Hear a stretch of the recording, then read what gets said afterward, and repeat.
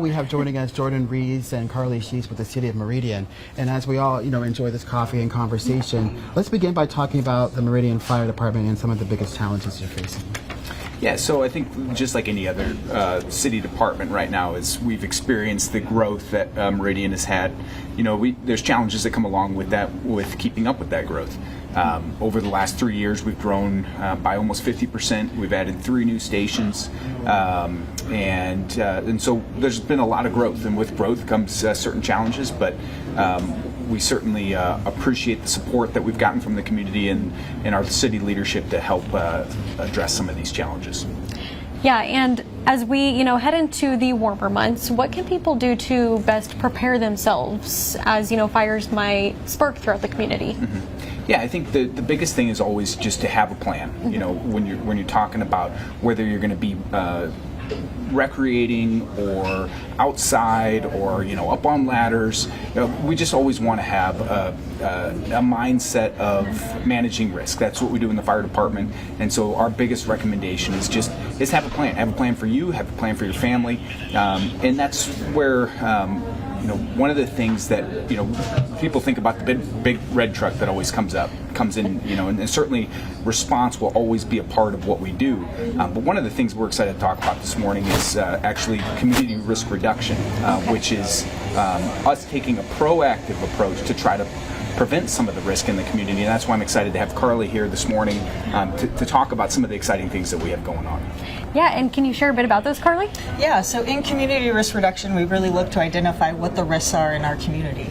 And one way that we do that is by looking at the data. And what our data has really shown us is that falls are a huge problem in Meridian, not only among the elderly population, but that is where it's most prevalent. So pretty much 1 in every 5, sometimes 4 calls that we respond on are for a fall or a lift assist.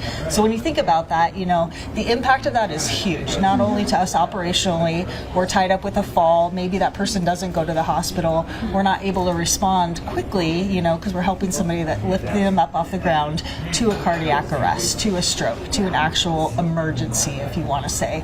So what we're doing in our division in community risk reduction is really trying to educate the public, working with assisted living facilities, working with independent living facilities, and then just private residents, getting them the information and resources on what those hazards are, what puts them at a greater risk for a fall, and then resources as far as like fit and fall programs around the area and ways that they can stay active and engaged and hopefully prevent that fall from occurring in their own life.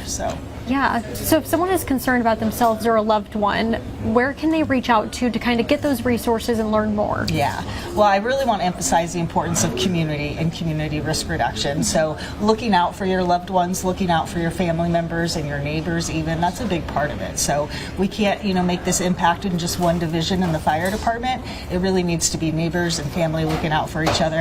But my biggest recommendation would be to talk to their care provider, their primary care provider. A lot of falls that we see are due to polypharmaceuticals. If you're taking 4 or more medications, sometimes those can affect your blood pressure, your balance, your mobility issues. So really we want to encourage people to be having those conversations with their primary care providers about issues that they're experiencing around their home, as well as reach out to the fire department. If you have some questions, reach out to the Community Risk Reduction Division. We can go in and provide home assessments for people, and we also encourage people to do home assessments on their own. Look for those trip hazards, loose rugs, cords, even small pets can become trip hazards sometimes. So yeah, and speaking of possible hazards in the home, what are some things that people can do for defense against fires in their homes? Yeah, obviously we like to start with making sure your smoke detectors are working. Some things that this time of year, when you're a lot of times your barbecue may be too close to the house, or you're starting to do things outside, there's certain burning that's going on. So again, we just like to have people have a proactive approach to if you're setting something on fire, have a plan, have water source nearby, and think through what you're doing. A lot of times, food left on the stove, and it's just, out of sight, out of mind things where you don't think that it's going to be a problem, and then that it becomes a problem in a hurry. So just have that proactive mindset of thinking through those things, and then having a plan to get out of the house. If your kids are on the second story, have a plan for them to get out of the house, and then make sure that a part of that includes where they're going to go if the house does catch on fire, have a rallying point, make sure they know, to call 911 as soon as possible, because we can only get there as fast as we get notified. So those are some of the things that and if you have questions, always feel free to reach out to us, and we'd be certainly willing to help. Thank you so much. I want to thank you guys both for taking the time and sharing this very important information. And